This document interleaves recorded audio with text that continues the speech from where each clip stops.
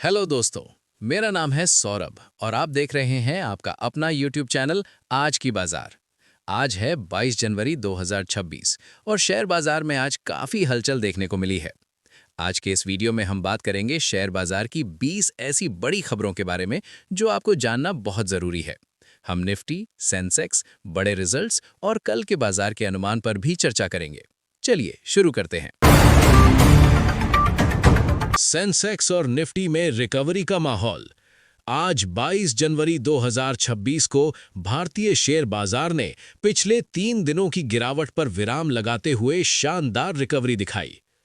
BSE Sensex आज 397.74 अंक या 0.49% की बढ़त के साथ 82,307.37 के स्तर पर बंद हुआ। वहीं एनएसई निफ्टी 50 ने भी 132.40 अंकों की छलांग लगाई और 0.53% की मजबूती के साथ 25,288.90 के स्तर पर अपनी क्लोजिंग दी। बाजार की इस बढ़त के पीछे मुख्य कारण अमेरिका और यूरोप के बीच व्यापारिक तनाव कम होना और वैश्विक बाजारों से मिले सकारात्मक संकेत थे। निवेशकों ने आज निचले स्तरों पर खरीदारी में काफी रुचि दिखाई, जिससे बाजार को सहारा मिला। अमेरिका यूरोप व्यापार युद्ध का खतरा टला। वैश्विक निवेशकों के लिए आज सबसे बड़ी राहत की खबर वॉशिंगटन से आई। अमेरिकी राष्ट्रपति डोनाल्ड ट्रंप ने घोषणा की कि वो 1 फरवरी 2026 से यूरोपीय देशों पर लगाए जाने वाले प्रस्तावित टैरिफ को फिलहाल टाल रहे हैं।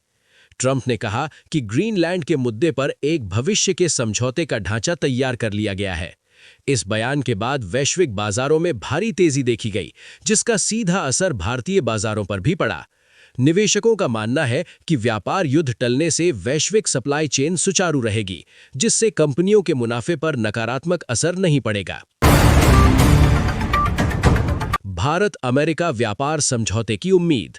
दावोस में चल रहे विश्व आर्थिक मंच के दौरान राष्ट्रपति ट्रंप के सकारात्मक बयानों ने भारतीय निवेशकों का उत्साह बढ़ा दिया। उन्होंने भारत के साथ एक महान व्यापार सौदे, ट्रेड डील की संभावना का जिक्र किया।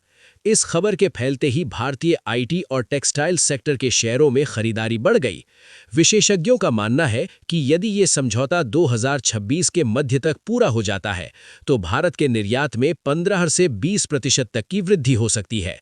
आज बाजार में इस उम्मीद ने एक फील गुड फैक्टर का काम किया।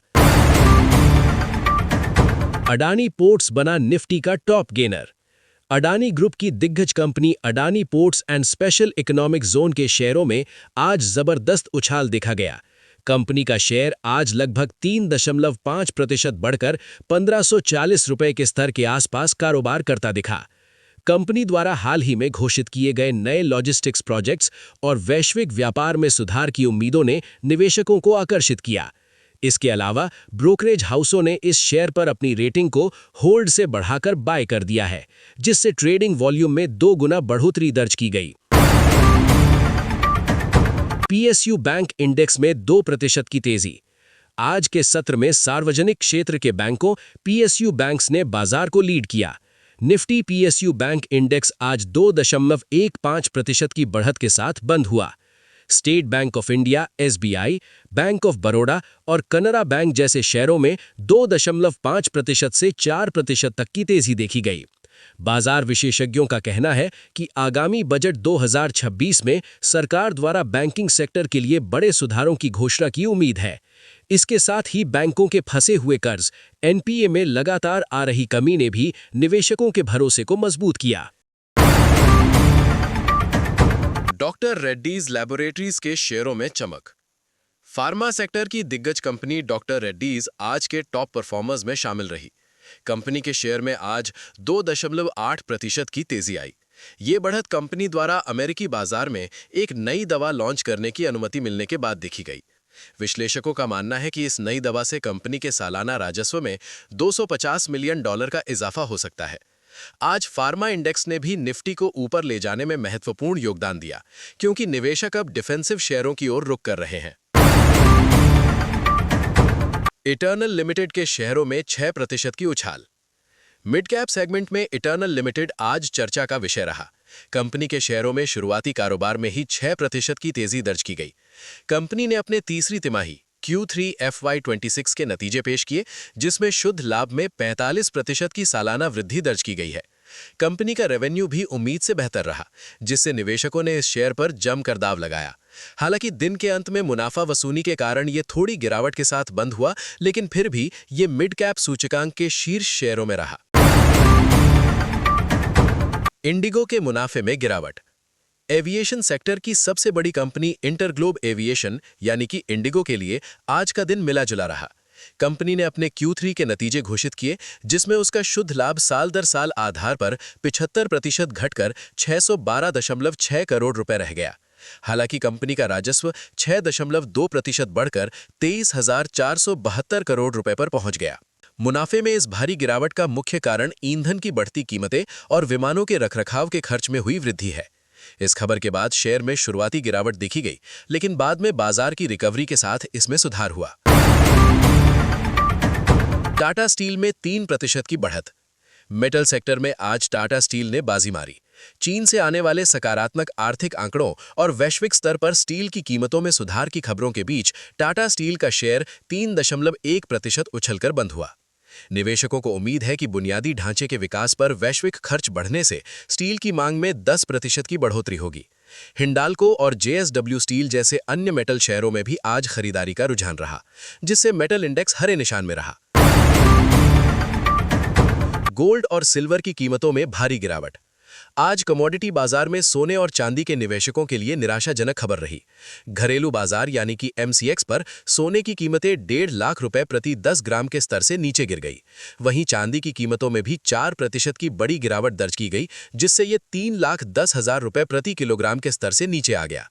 वैश्विक स्तर पर डॉलर के मजबूत होने और सुरक्षित निवेश के रूप में सोने की मांग कम होने से ये गिरावट आई है। आभूषण निर्माताओं के लिए ये राहत की खबर हो सकती है, लेकिन निवेशकों ने आज सोना बेचने में ही भलाई समझी।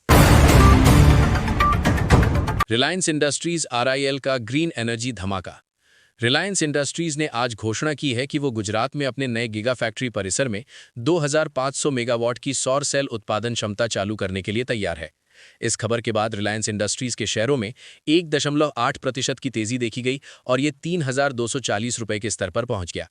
विश्लेषकों का मानना है कि 2026 के अंत तक रिलायंस का ग्रीन एनर्जी वर्टिकल कंपनी के कुल मूल्यांकन में 15% का योगदान दे सकता है। कंपनी का लक्ष्य 2035 तक नेट जीरो कार्बन उत्सर्जन हासिल करना है, जिसके लिए वो 75,000 करोड़ रुपए का निवेश कर रही है। आज निवेशकों ने इस लंबी अवधि की योजना पर भरोसा जताया। IT सेक्टर में विप्रो की बड़ी डील। भारत की दिग्गज IT कंपनी विप्रो ने आज यूरोपीय बाजार से $450 मिलियन का एक बड़ा क्लाउड ट्रांसफॉर्मेशन कॉन्ट्रैक्ट हासिल किया है। इस खबर के बाद विप्रो का शेयर 2.4% उछलकर 615 रुपए पर बंद हुआ। ये डील अगले 5 वर्षों के लिए प्रभावी होगी। IT सेक्टर के विशेषज्ञों का कहना है कि वैश्विक स्तर पर तकनीकी खर्च में सुधार हो रहा है, जिससे भारतीय IT कंपनियों के लिए Q4 FY26 और FY27 काफी उत्साहजनक रहने वाले हैं। आज के सत्र में विप्रो के साथ साथ इन्फोसिस और TCS में भी खरीदारी का रुझान रहा। मारुति सुजुकी की नई EV लॉन्चिंग योजना। ऑटो सेक्टर की दिग्गज कंपनी मारुति सुजुकी ने आज आधिकारिक तौर पर पुष्टि की है कि वो अगले महीने होने वाले ऑटो एक्सपो में अपनी पहली पूरी तरह से इलेक्ट्रिक SUV का उत्पादन मॉडल पेश करेगी। इस घोषणा के बाद शेयर 1.5% बढ़कर 12,850 रुपए पर बंद हुआ। कंपनी का लक्ष्य 2030 तक भारतीय सड़कों पर 6 अलग-अलग EV मॉडल उतारना है। बाजार के जानकारों का मानना है कि मारुति का EV सेगमेंट में प्रवेश करने से टाटा मोटर्स और महिंद्रा एंड महिंद्रा को कड़ी टक्कर मिलेगी, जिससे भारत के पैसेंजर व्हीकल मार्केट में 20% की नई वृद्धि आ सकती है। ज़ोमैटो के मुनाफे में ऐतिहासिक उछाल। फूड डिलीवरी प्लेटफॉर्म ज़ोमैटो ने अपने तिमाही नतीजों में सबको चौंका दिया है। कंपनी ने Q3 FY26 के लिए 520 करोड़ रुपए का शुद्ध लाभ दर्ज किया है, जो पिछले साल की इसी तिमाही के मुकाबले 110% अधिक है। ब्लिंकिट के बढ़ते व्यापार और क्विक कॉमर्स सेगमेंट में 45% की वृद्धि ने इस मुनाफे को संभव बनाया। आज ज़ोमैटो का शेयर 4.2% की बढ़त के साथ 295 रुपए के रिकॉर्ड स्तर पर बंद हुआ। विदेशी ब्रोकरेज फर्मों ने शेयर का लक्ष्य मूल्य बढ़ाकर 350 रुपए कर दिया है, जिससे रिटेल निवेशकों में भारी उत्साह है। HDFC बैंक की लोन बुक में विस्तार। निजी क्षेत्र के सबसे बड़े बैंक HDFC बैंक ने आज रिपोर्ट दी कि उसकी लोन बुक में इस तिमाही में 18% की वृद्धि हुई है। विशेष रूप से रिटेल और MSME लोन में 22% की बढ़ोतरी देखी गई। हालांकि डिपॉजिट ग्रोथ 14% रही, जो थोड़ी चिंता का विषय है, लेकिन फिर भी बैंक का शुद्ध ब्याज मार्जिन 3.4% पर स्थिर बना हुआ है। बैंक के शेयरों में आज 1.2% की मजबूती देखी गई। बैंकिंग क्षेत्र के विश्लेषकों का कहना है कि HDFC बैंक का मर्जर के बाद का प्रदर्शन अब ट्रैक पर आ गया है, जो निफ्टी के लिए सकारात्मक संकेत है। वेदांता का डिविडेंड धमाका। अनिल अग्रवाल की अगुवाई वाली कंपनी वेदांता लिमिटेड ने आज अपने बोर्ड की बैठक में 25 रुपए प्रति शेयर के अंतरिम लाभांश यानी कि डिविडेंड की घोषणा की है। इस खबर से शेयर में 3.5% की तेजी आई। कंपनी इस साल कुल मिलाकर 110 रुपए प्रति शेयर का डिविडेंड दे चुकी है। निवेशकों के लिए डिविडेंड यील्ड अब 12% के करीब पहुंच गई है। हालांकि बाजार में कंपनी के कर्ज के पुनर्गठन को लेकर कुछ चिंताएं हैं, लेकिन डिविडेंड की घोषणा ने आज उन चिंताओं को पीछे छोड़ दिया और निवेशकों ने जमकर खरीदारी की। L&T को मिला सऊदी अरब से बड़ा ऑर्डर। इंजीनियरिंग और निर्माण क्षेत्र की दिग्गज कंपनी लार्सन एंड टूब्रो को सऊदी अरब से $1.2 बिलियन का एक बड़ा इंफ्रास्ट्रक्चर प्रोजेक्ट मिला है। ये प्रोजेक्ट सऊदी के विजन 2030 का हिस्सा है। इस खबर के बाद L&T का शेयर 2.1% बढ़कर 4,100 रुपए के पार निकल गया। कंपनी के पास वर्तमान में 4,85,000 करोड़ रुपए की मजबूत ऑर्डर बुक है। विश्लेषकों का मानना है कि मध्य पूर्व के देशों में बढ़ते निवेश से भारतीय निर्माण कंपनियों को आने वाले समय में 15 से 20% का अतिरिक्त रेवेन्यू हासिल हो सकता है। जोमैटो की प्रतिद्वंदी स्विगी का IPO अपडेट। बाजार में चर्चा है कि स्विगी अपने IPO के माध्यम से बाजार से 12,000 करोड़ रुपए जुटाने की तैयारी पूरी कर चुकी है। सेबी से मंजूरी मिलने के बाद अगले सप्ताह ड्राफ्ट रेड हेरिंग प्रोस्पेक्टस दाखिल किया जा सकता है। इस खबर ने बाजार में हलचल पैदा कर दी है, खासकर टेक शेयरों के निवेशकों के बीच। इस संभावित IPO से स्विगी का मूल्यांकन $15 बिलियन आंका जा रहा है। विशेषज्ञों का कहना है कि स्विगी के आने से फूड डिलीवरी सेक्टर में प्रतिस्पर्धा और बढ़ेगी, जिससे पूरे इकोसिस्टम में 10% की नई पूंजी का प्रवाह होगा। तो दोस्तों, आज की वीडियो में बस इतना ही। फिर से मुलाकात होगा आज की बाजार के कल के नई वीडियो में।